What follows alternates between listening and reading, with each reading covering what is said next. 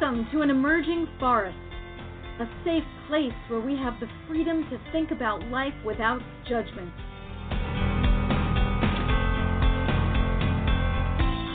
We take a look at society, we examine it, and we allow for the possibility of something new, something different.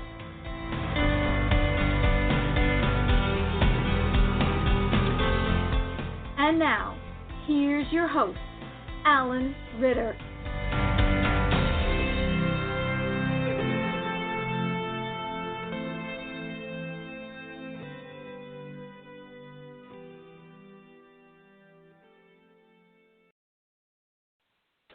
Welcome, everyone. It is the last Sunday in October, a few days away from Halloween, which is on Thursday. And tonight, my guests are going to talk about spiritual activism.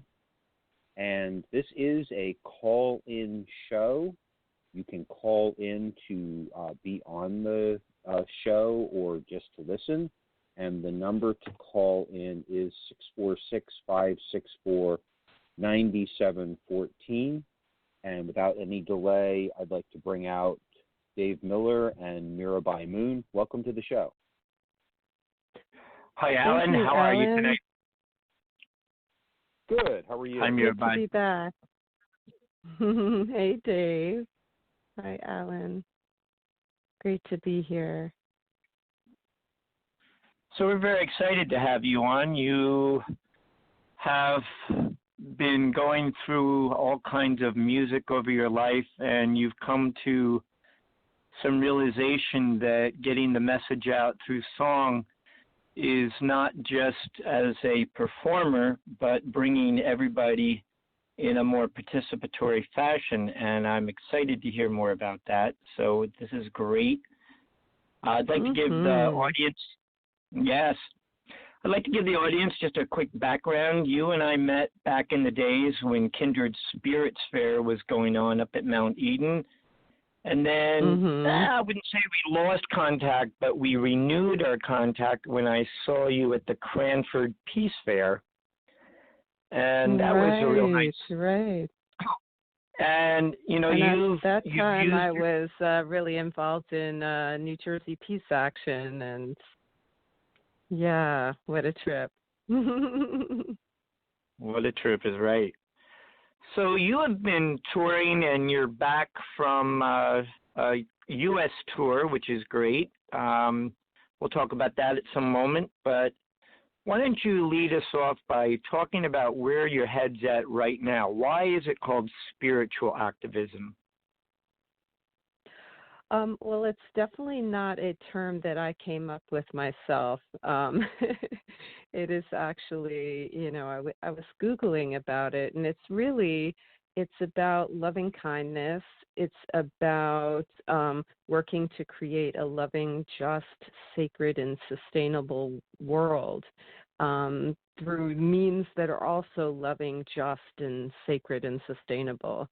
So, you know, back in the days when we were just talking about running into each other at the Peace Fair in Cranford some years back. In 2002, I was very, very much involved in political activism. You know, mostly fighting for peace and social justice and you know, environmental conservancy and all the good causes, you know. And I got to a point in my life where just a series of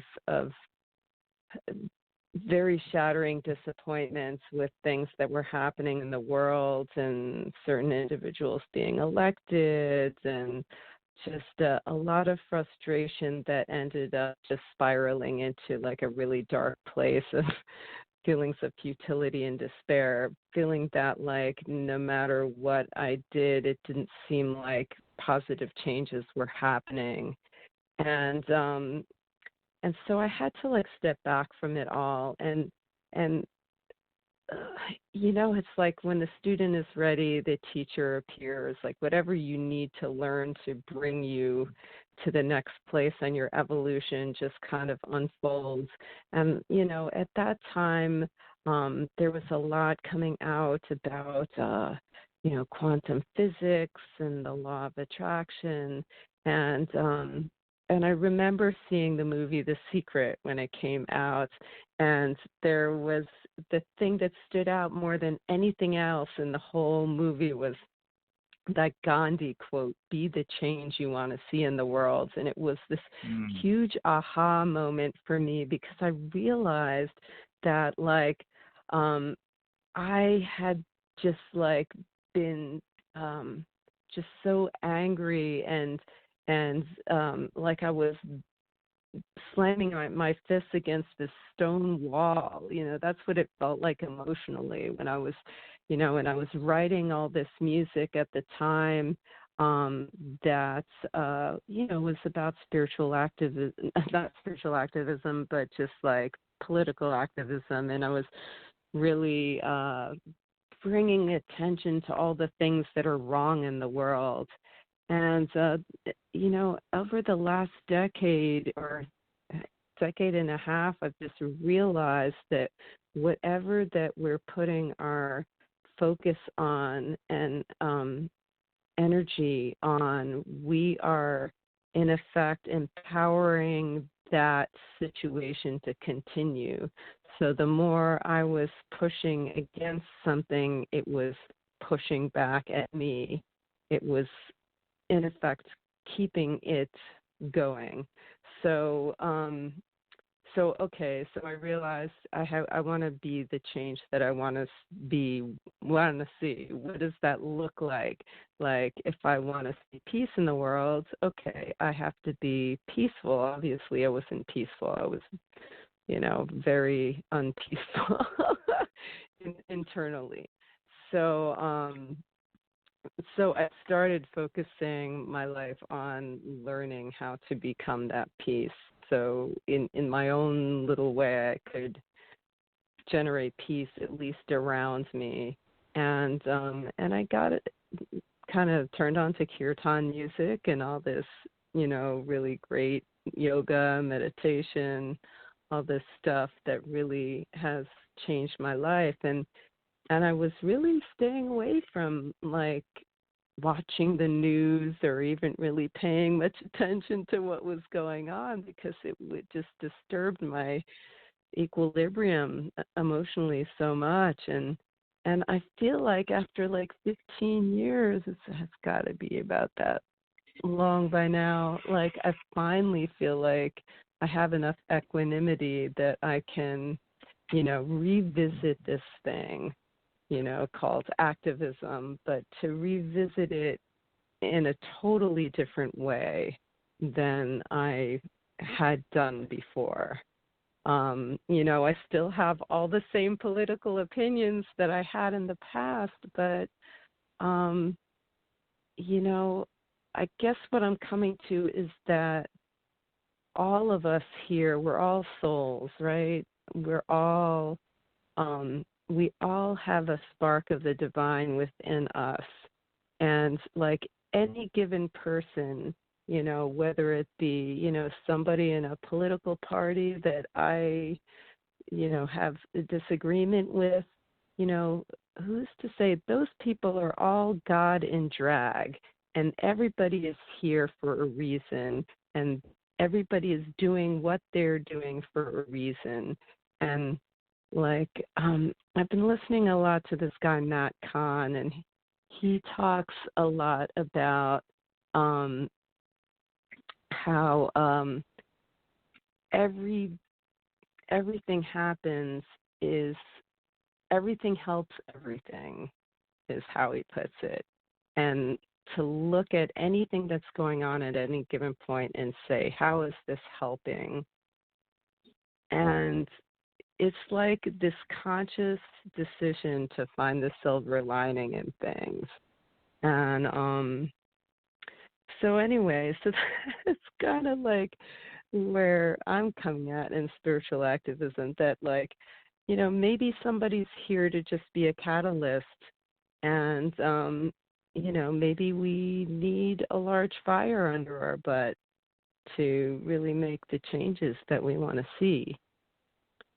We're all in the same pool table. We're all billiard balls, and we bounce off each other. And I agree with you that as we hear somebody's opinion, if we agree with it, then the law of attraction, we may do that. But if we disagree with it, we have choices. We can protest it, or we can, as Gandhi would say, be the change that you want to be. Literally, by your own mannerisms, people look around you and say, there's a peaceful person. I'd like to be more like that. And they adopt the positive changes. And, when we were back in the days of the Kindred Spirits Fair, there was the alignment of the mind, body, spirit. And when that stopped, I kind of felt isolated. And I went into the protest mode. I marched against Monsanto, and I was asked to take over the march. And I said, that isn't it. That's a rah-rah, feel good for 5 minutes, and everybody goes back to their life. And then it came to me that creating Touch Mother Earth was presenting solutions. People can read about it at their own leisure and talk about it, finding products that are, for example, something that offers a solar power solution, things that give something an outlet, a positive outlet. And that's where the changes really do come. I totally agree with you. Now, you mentioned Kirtan. How did you get in? Go ahead. Oh, yeah. Well, again, when the student is ready, the teacher appears. I feel like every single thing in my life has been one beautiful synchronicity after another that has guided me to exactly where I need to be to evolve, and not just for myself, but, for the collective. And so, I've been playing Kirtan music for been about a decade now. And, there's something about chanting together with people that brings us into this, it's like some kind of chemical reaction occurs. We're all vibrating in the same place, and we experience this kind of blissful unity feeling. And, I was thinking it would be really, really cool to, as a way of demonstrating, to bring Kirtan and mantra to, say, the steps of the United Nations, or, wherever it needs to be, just to affect things on a vibrational level like that. I'm, just different forms of activism. I mean, just changing the energy, shifting the energy. And, yeah. Well, I think you're on if we do it in a peaceful manner, it gains respect. If it's a protest where there's some kind of damage or it feels malicious, yeah, it gets news and it gets attention, but I don't see that as a solution base. It's just you can escalate things in the wrong direction. Whereas I know any of the events that I go to where there's a fire circle and people swap songs. One of my favorite was at Permajam, where we had people from Colombia, we had people from other countries, we had people who had gone to women's circles, and everybody had an equal voice, and they swapped their songs. And if you knew the song, you were encouraged to sing in. And if you had an instrument that maybe you could work it in, it was beautiful. And I walked away feeling very good about humankind. Oh, nice. Yeah, that sounds really sweet. And so we have an event. We do. And it's kind of been inspired by a lot of these thoughts, right? That, first off, we can't do it alone.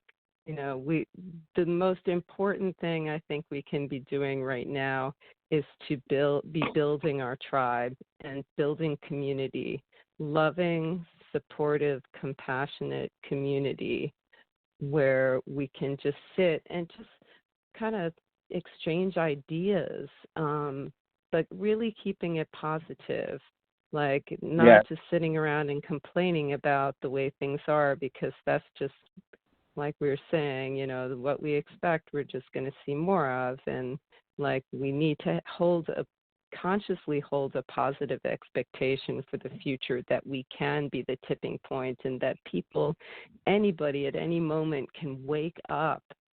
And so, if we can create these supportive environments where this can happen, and sharing food together is always a beautiful way to just bring people together. So on November 10th, we're going to have a potluck, and then we're going to have a song circle, and people can share a song or poetry, or, if they don't have a poem or a song, they can just share some inspired thoughts, just something from the heart. And I think it's a start, and if we can have more and more of these kind of events happening, we can empower each other to come up with solutions, within our own communities, or, our country, or, whatever comes up, whatever inspired thought presents itself.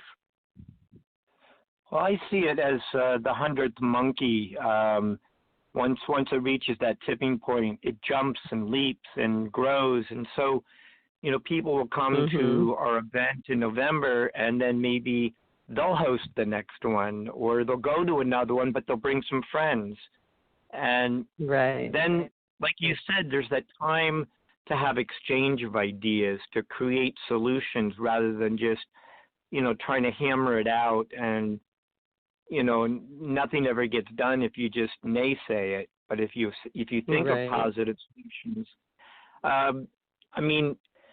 if we go back, I guess it's 2 years now, almost a year and a half ago, you were getting a van, you were getting ready to go on tour, and we had just completed a project for Dandelion, putting solar power on his van so that he could use it for, his computer, et cetera, to be able to communicate with the world while he was out deep in the forest. And I suggested to you, why don't we do it? And I know you sort of thought I was crazy. And I said, no, it's possible. And then from that simple idea, we turned it into a workshop. We presented it at Touch Mother Earth Festival. People learned about how easy it is to actually build the circuits. They were on top of your vans. I don't know how you felt. People were manipulating your van in a positive way, drilling into your van and everything and wiring it up. And could you just take a step for a moment and say how that project has worked for you, or in what ways it's changed you? Oh, God, it's amazing. Well, there's something about having a tiny home on wheels that just feels so freeing.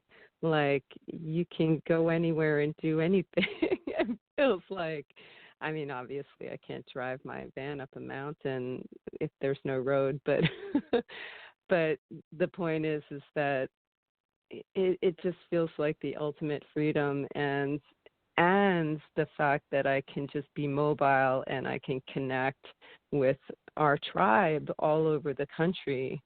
And that's one, is as many negative things as there can be said about social media, and I'm not going to talk about anything negative. It's been really positive way for all of us to connect with like-minded people, like all over the country and all over the world, and that's such a blessing, really. If it wasn't for that, I feel like progress of connecting with others would be so much slower. It's true. You'd have to just it would all be word of mouth. And go ahead. Well, I can be chatting with somebody in Ghana, just noting the time difference, and they are working on a farm there, and we can bounce ideas. And then if I don't know an answer, I can go and connect through groups that I belong to, for example, on Facebook, and I can find a solution. And in an hour, I can present something back to them about, a water pump, way to get water, collect water, etc. And it's just amazing that we are connected across the globe that way. So to use it to benefit is wonderful. Yeah, totally. Now, you actually have quite a career, because you started out as a more social activist rather than the spiritual activist, and as you said, some of your songs were sort of on the angrier side, but we do have a positive song. Would this be a good time? I'd like to hear it. Oh yeah, sure. Vision for this world. See if Alan's got it ready for him.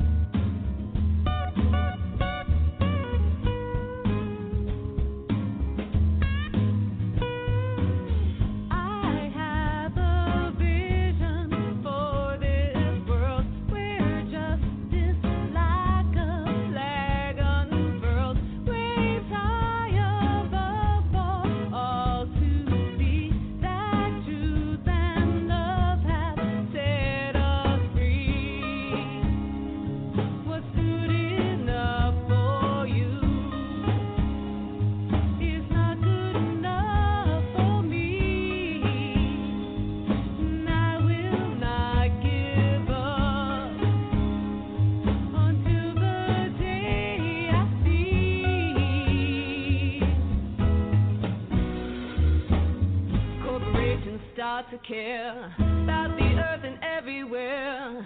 People have enough to eat, and no one has more than they need. Self-sustaining communities, growing food and planting trees. Energy from the sun, providing power and hurting none. People riding bicycles, everything through cycles, respecting all the rights and needs of every living thing that breathes.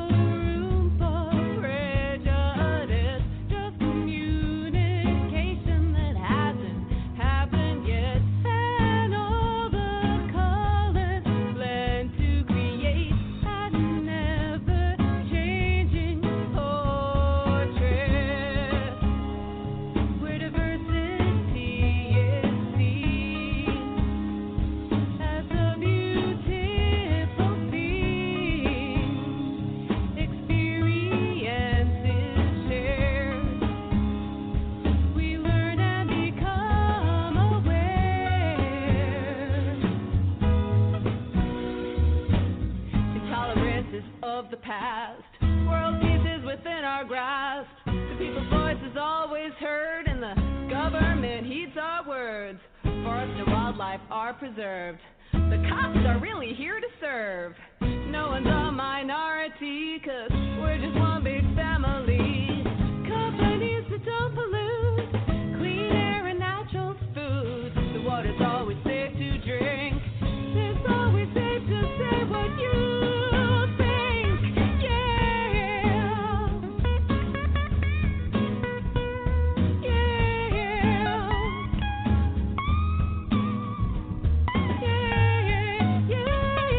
yeah.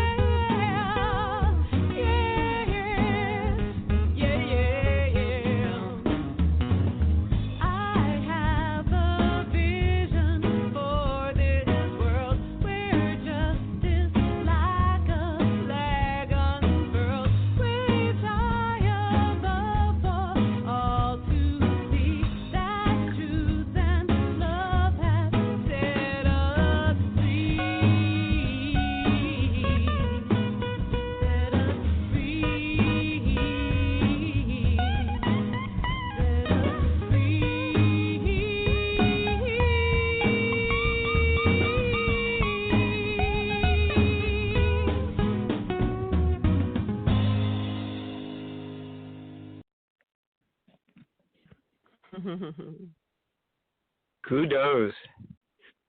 Yeah, so that was from 2002. So that song, that reminds me a little bit of Crosby, Stills, Nash and Young, and when you write the words, they are very current today. But I do have a question. Yeah. Rehearing the words, are there any parts that you would change? Wow. Well, I wouldn't be so sassy about the cops. I'm really, really starting to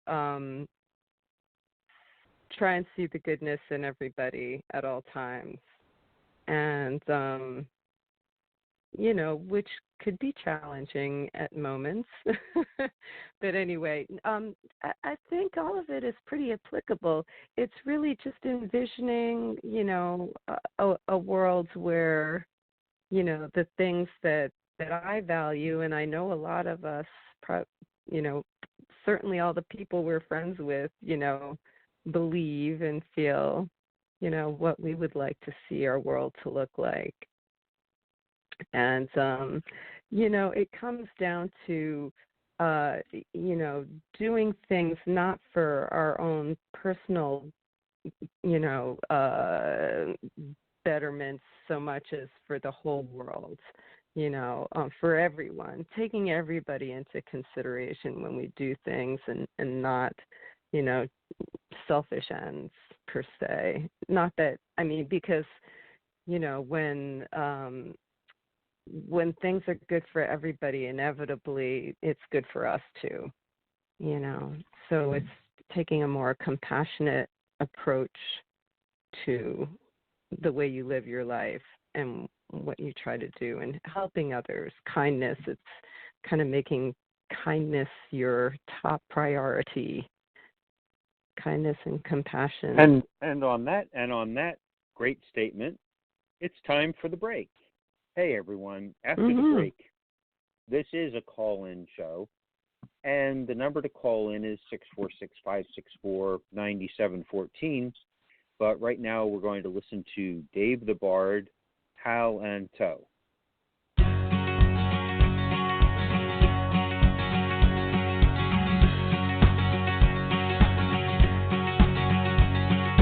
Take no scorn to wear the horn. It was the crest when you were born. Your father's father wore it, and your father wore it too. Hallantoe, Johnny Rumbelow, we were up long before the day to welcome in the summertime, welcome in the mail. The summer is a-coming in, and winter's gone away.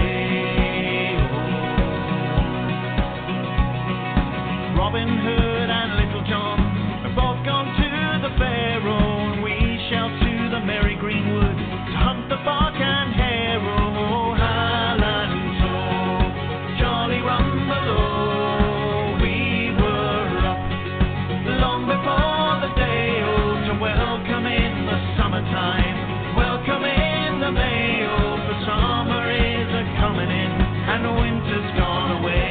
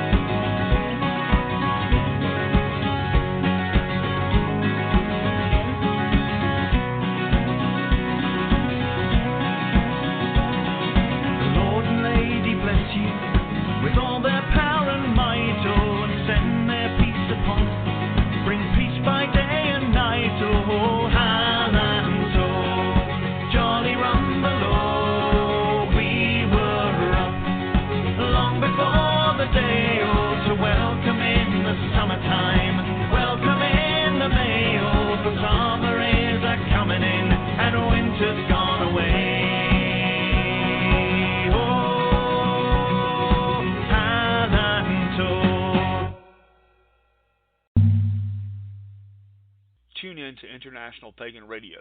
You can hear your favorite artists such as Dave the Bard, Tuatha Dea, Spiral Rhythm, S.J. Tucker, Murphy's Midnight Rounders, and many, many more. Join us for exciting shows like Ask a Witch and Storytime with Rook as well.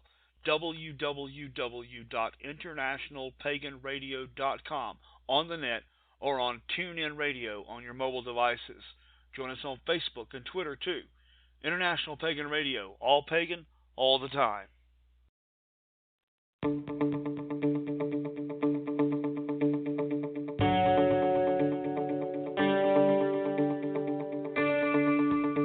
Welcome back to an emerging forest on the Spiritual Unity Radio Network. We hope everyone was able to stretch their legs and get a drink. And now, back to Alan.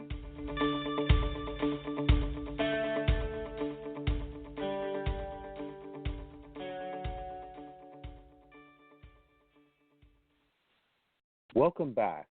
And all of our participants are in listen mode. This is a call-in show, and if you would like to be on the air or if you would like to listen on the phone, the number to call in is 646-564-9714. And first I'm going to bring out Dave, Mirabai, and Cheryl. And what I'd like you guys to do is do your announcing of your info and then quickly give like a mini summary of what the topic is, and then we can have Jenny join us so she's not flat-footed on what the topic is. Okay. So I'll go first. Briefly, if people want to find out more about events that, like the one we're talking about, the mantras and medicine songs, you can certainly go to my website, which is mysticalkirtan.com, and Kirtan is spelled Kirtan.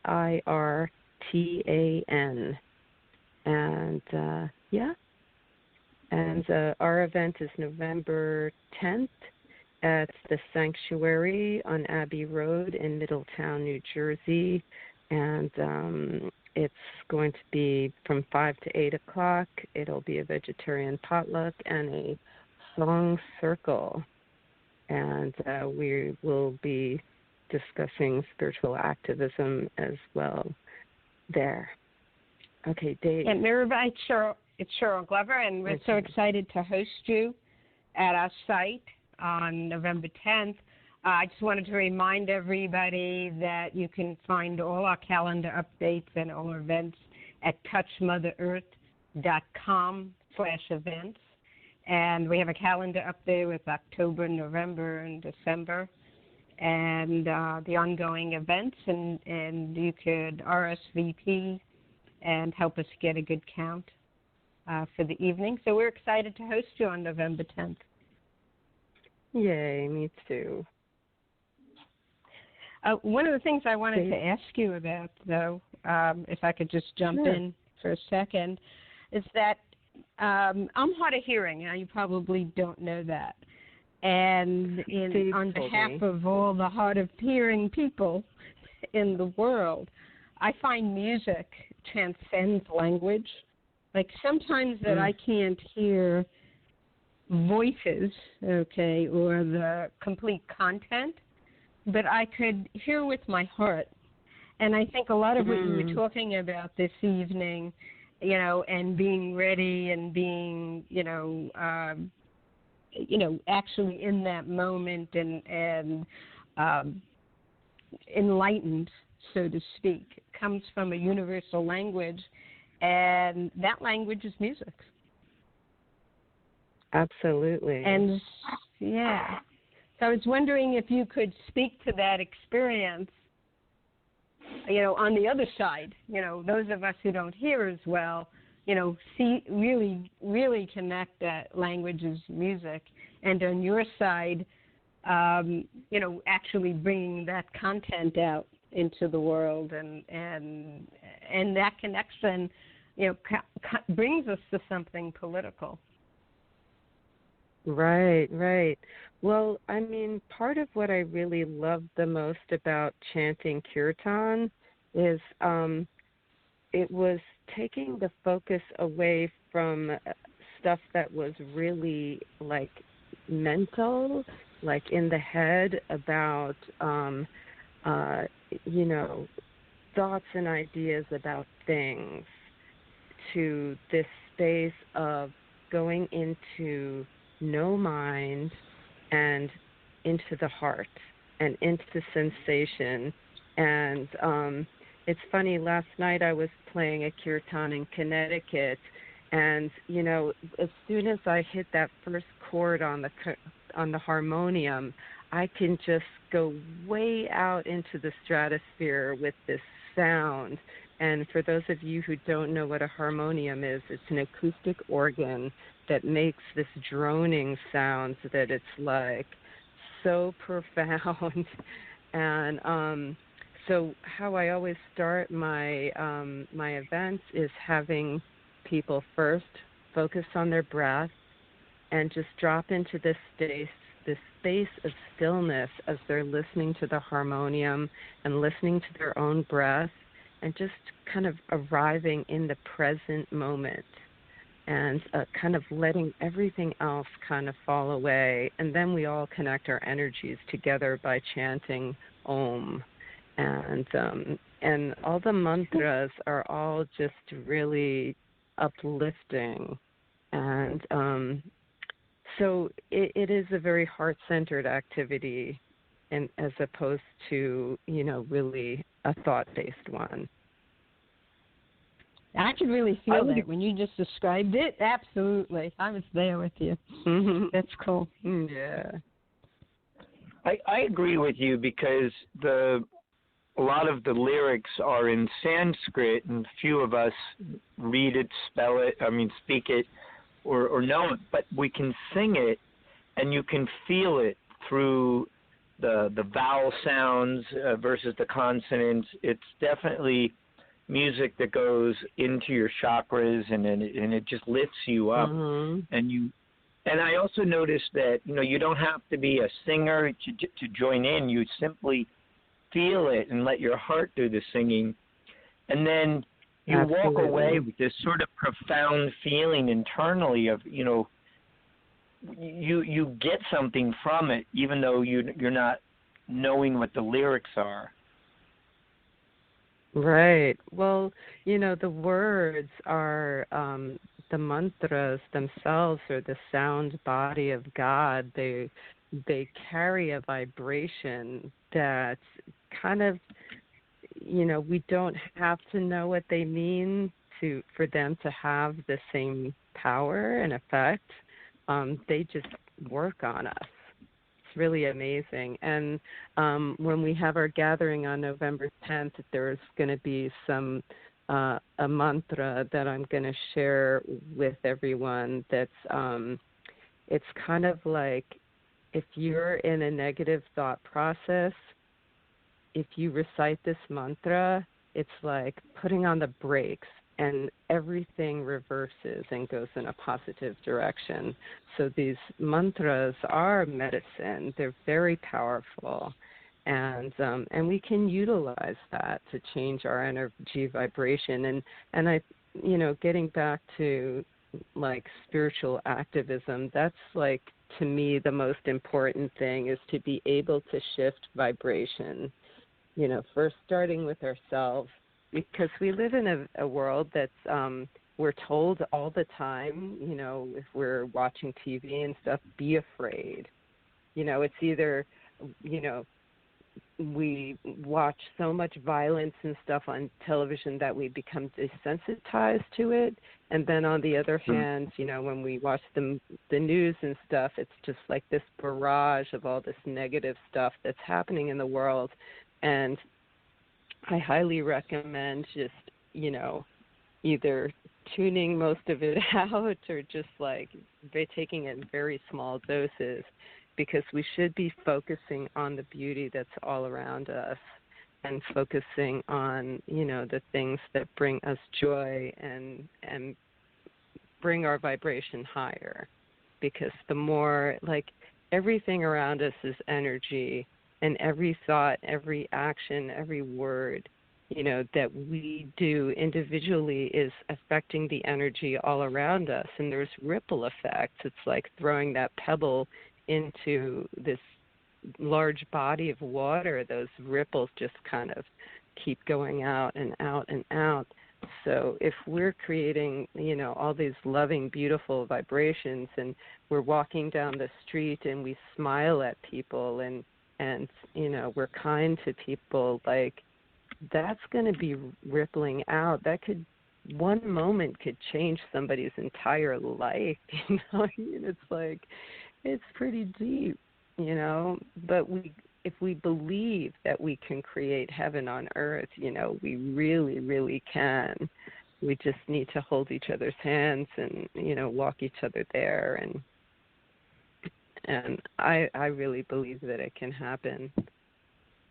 It's said that there's only needed to be 144,000 awakened souls on the planet to have heaven on earth.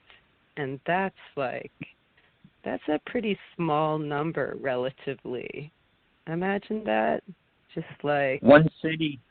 It could be one city. It's like you were talking about the 100th monkey before. We could be so close to that tipping point. We really don't know. So we need to just do our thing and be joyful and love each other and have our community and believe that we can change it. And I'm not saying that we shouldn't do physical activities to make those changes, but it starts with our vibration first, and then from there, we're empowered to move forward and do positive things in the world. Well, the music definitely carries that vibrational message with or without words. We all know songs that we have memories of how they motivated us and brought us into that good space. And, one of the other things that folks may not know about you is that you also work with sound healing. How did you get into sound healing?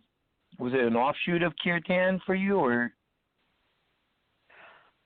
No, I got into that first, probably. A friend of mine took me to some kind of a chakra sound healing event, and the woman had singing bowls, and I was having all kinds of really wild visions during this, I think it was like an hour or two event where she just played singing bowls for all the chakras, and shortly after that, I think I met Dalian, our 13 Hands brother.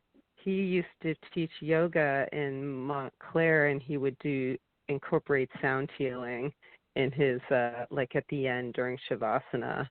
And so I got turned on, and I was like, wow, I got to get one of those singing bowls. And one became two, and I think at one point I had 13 singing bowls. It got really a little out of control, but now I'm down to 7, and I have some other stuff too, chakra drums and chimes, and yeah. Now you're going to be coming November 10th. What will you be bringing? Will you be bringing guitar, harmonium? What are your thoughts? Probably just guitar and harmonium. Okay. I'm only really planning on leading, a few songs, teaching a few chants that I think are really powerful, and hoping that, we have a really great turnout, and that other people are bringing their beautiful music and thoughts and poetry to share and uplift and empower us. So we do want to encourage people to bring, whether it be a guitar or a frame drum or something that anything they want. We do have some percussion and other toys here that we can share if people are inspired and didn't bring it. But definitely, people, bring your songs, bring your stories, bring your poems, and bring your good thoughts. That's what this is for. Is good thoughts, it's a conscious open raising, hearts, open minds, and a vegetarian dish to share. Yeah. Well, food definitely brings people together. Now, you have also toured outside of the U.S., and I guess because of Kirtan, you decided to look at its roots. Well, what brought you to India? Because you've gone there more than once, and you've gone for extended stays. Yeah, well, being in a country like India, and I did go to Bali once too before going to India, and it really struck me being in those cultures where like their whole life revolves around prayer and making offerings to the divine. And oh my God, to be in the energy of that is just if you haven't experienced it, I highly recommend it. It's just so inspiring, and it's so easy to just fall into a really deep spiritual place in your own being when you're in that energy field. It's like thousands of years of people just worshiping all day. Wow. Yeah, it's really beautiful. It reminds me a little bit of the monks when they gather and combine their voices and take that headspace out into the ethereal. Oh, yeah. Yeah. So, Alan, I believe you said we had someone on the line that wanted to join in. Yeah, they couldn't hang out for 20 minutes, so they ran away. Well, perhaps they'll call back. I think Dalian is listening. He mentioned it to me online while we were during the break, so we'll see if he calls in. That would be great. Oh, we were just talking about him. Yeah, you never know. If you're out there, you better call in now. 646 Dalian. 646. Hey, we all mentioned his name 13 hands. 14. So you have an event coming up at our sanctuary, and I'd like to talk a moment. The sanctuary is something that Cheryl created here in Middletown, New Jersey, not to be confused with Middletown, New York, since some people know you that way.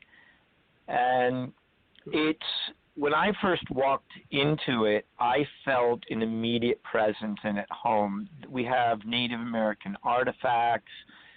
We have some African masks, not just the decor, but the pillows. And it's very, very comforting space. You find whatever couch or chair calls you and just sink right in.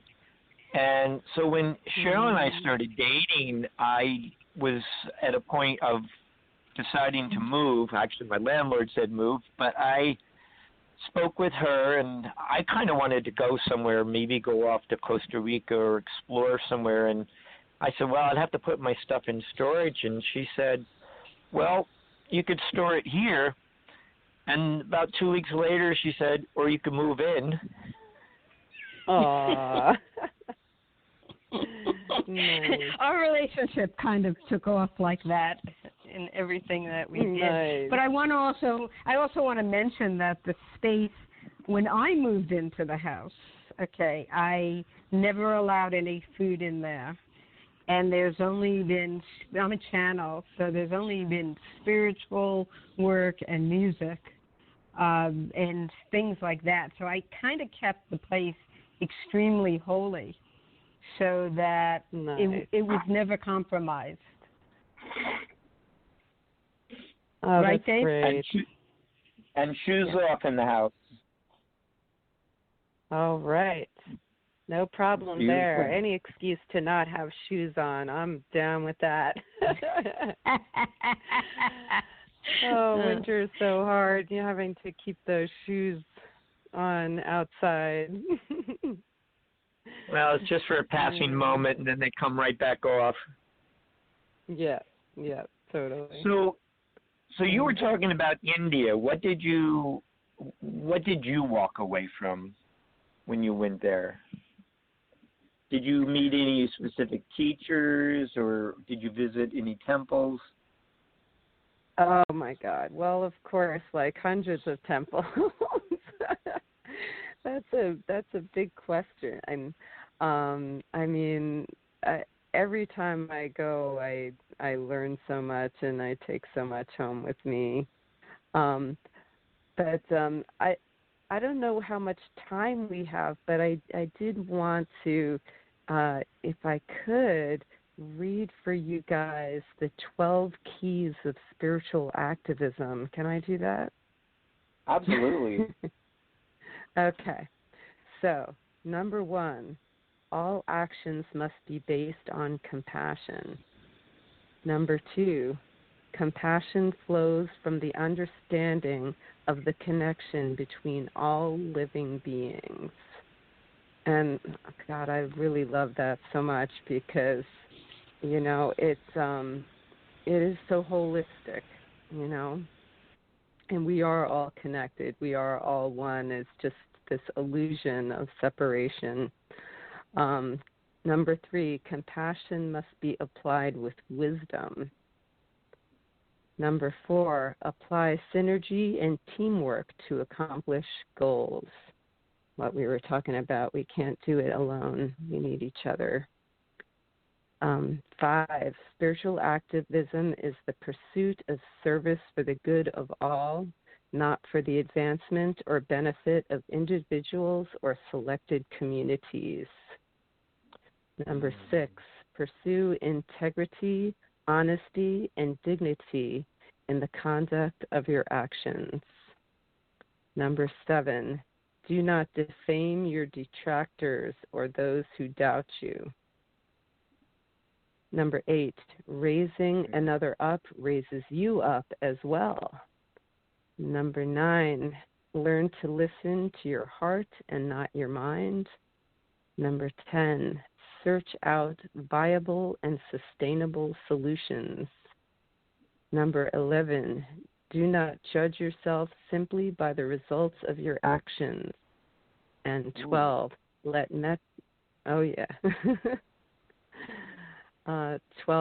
metta be the motivation for your actions. And by metta, we mean the practice of loving kindness. So it's very, very heart-centered. It is. I think the one about not defaming is harder for some than for others. We certainly see it on, we see it in real life, in the political arena especially, but you spoke earlier that embracing people with ideas that are different from your own, it can be a springboard that becomes the catalyst. And what you're doing is you're basically you're saying you're hearing them out and taking it in without thrashing out and saying it's wrong, I'm not going to hear you.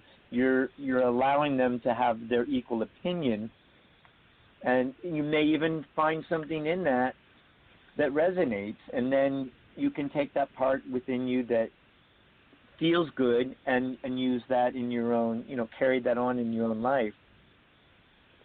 Right. We always need to look for where we have a common ground with people, because at the end of the day, we're all, really want the same things. We all want to love and be loved. We all want to protect our families and keep our families safe. And, there are just some basic human needs that we all have and we all share, and, you were asking about, teachings of specific teachers. I have a teaching that, is very specific to that topic you just brought up. I had a situation where I had a falling out with somebody, and they kind of defamed me to a bunch of people that we knew in common, and my spiritual teacher at the time said, don't do what he's doing to you. You need to just like let it go. Like, people will figure it out on their own. Don't defend yourself. Don't say anything.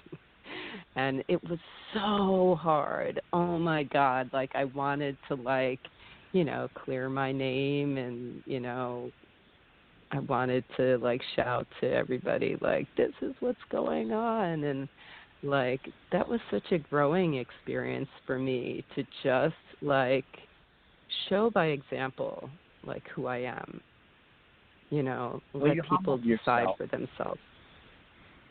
Yeah.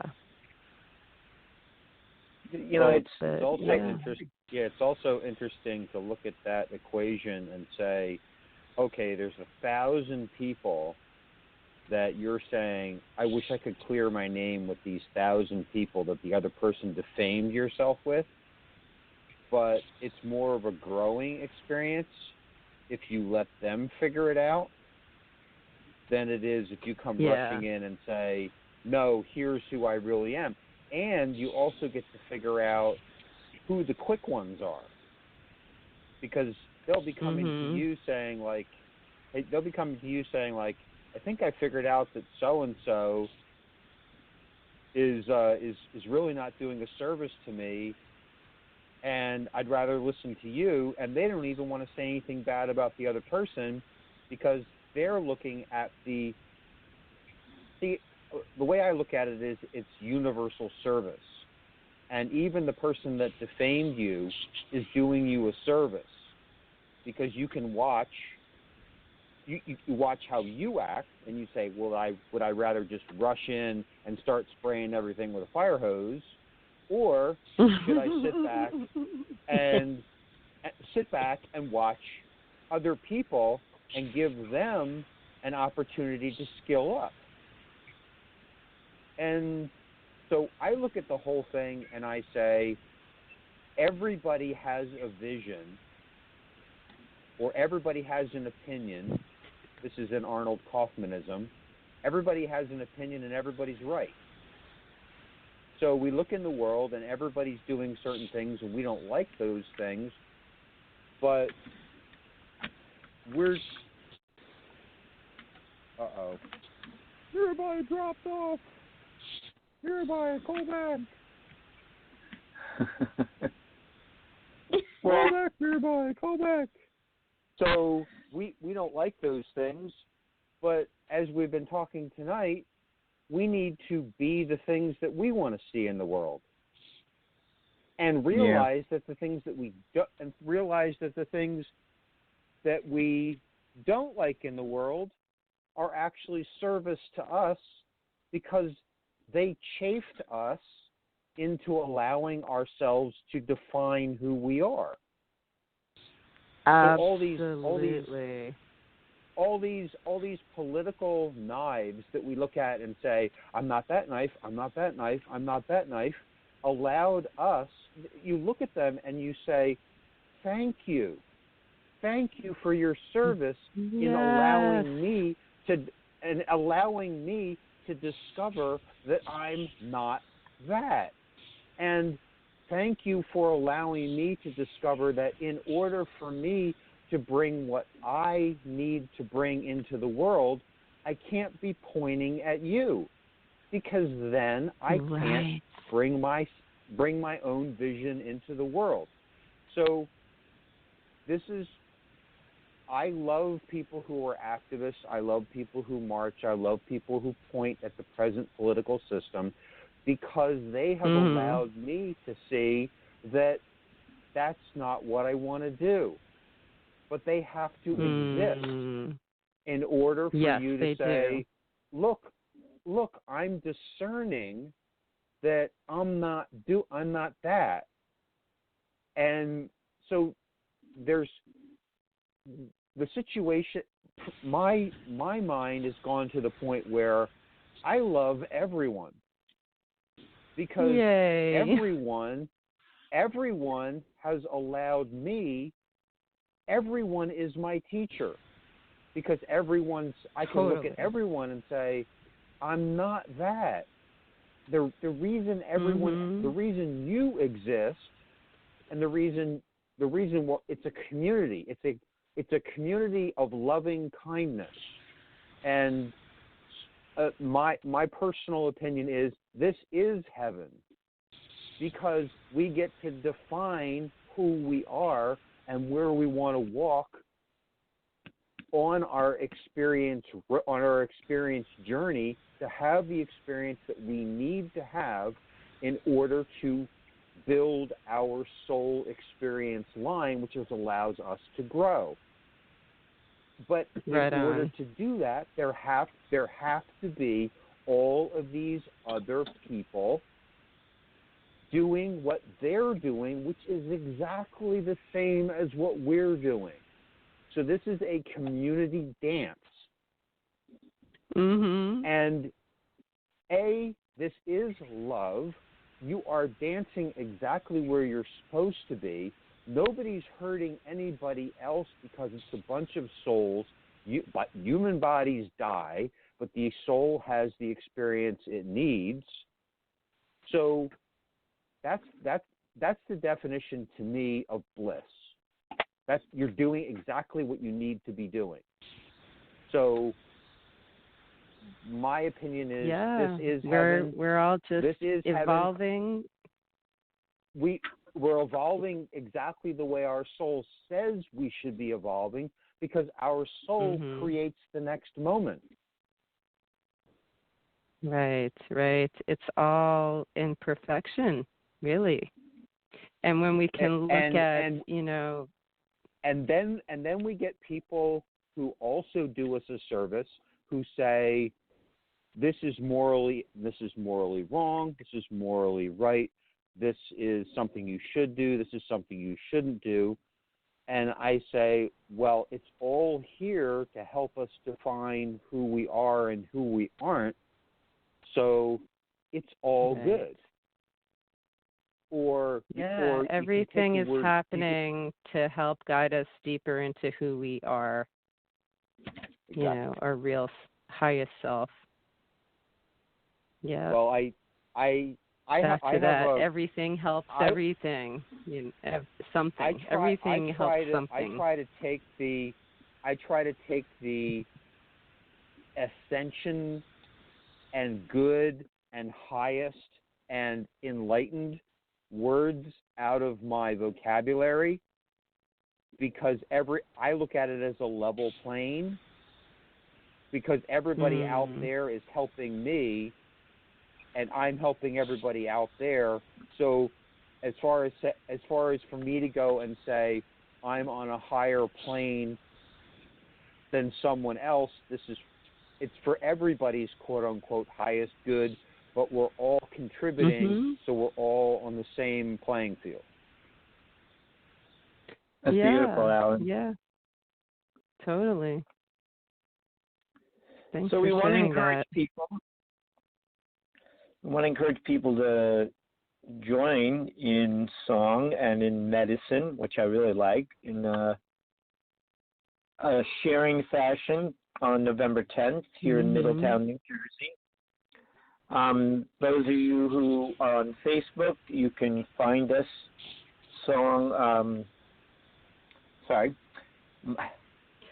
Mantra and Medicine. I just wanted to say, if anybody is listening from New York City on January 4th, in New York, there's going to be an event that my band is playing with a healer named Alan Pratt and a bunch of other energy healers, and it's going to be called Galactivation 2020. And that's going to be January 4th from 2 to 4 at the, I'm not sure how to pronounce it, but it's Subud, SUBUD or something. It'll be up on my website very soon. It's a center in Chelsea on, I believe, 26th Street. SUBUD Center. anyway, so lots of cool stuff happening, and please visit our websites to check out what's going on. So and find us on Facebook. Mirabai's website is Mystical Kirtan, with Kirtan being Kirtan. Dave, your website again is touchmotherearth.com, right? Mm-hmm. Yep. And they can either go directly to the events link or cruise through it. Awesome. Cheryl, I don't know if she's still there, but she will also be offering a workshop. Cheryl, would you like to mention briefly about your workshop at the sanctuary? She may not be there. My workshop, I'm doing a shamanic journey on November 8th on Friday night, 7 p.m. at the sanctuary. Very good. Well, awesome. Mirabai, do you have any closing remarks? Oh, go ahead, Alan. Nope, that wasn't me. Go ahead, Mirabai. Oh, just whoever was listening, thanks for joining us, and hope to be chatting with you in person and making some music with you very soon. Much love to all of you. Thank you, Alan, for hosting this program. Always enjoy the conversation. Thank you, Mirabai, as our guest. And thank you, Dave, and Alan. Have a good night, everybody. Good night. night. Thank you, everyone. This is Alan Ritter, the host of An Emerging Forest, and you've just been having a great hour and 10 minutes listening to some really interesting conversation about spiritual activism. And I would like to encourage you to listen next week when I'm going to be hosting a show about wholesale produce purchasing. And thank you, everyone, once again for being on the show. And have a great night.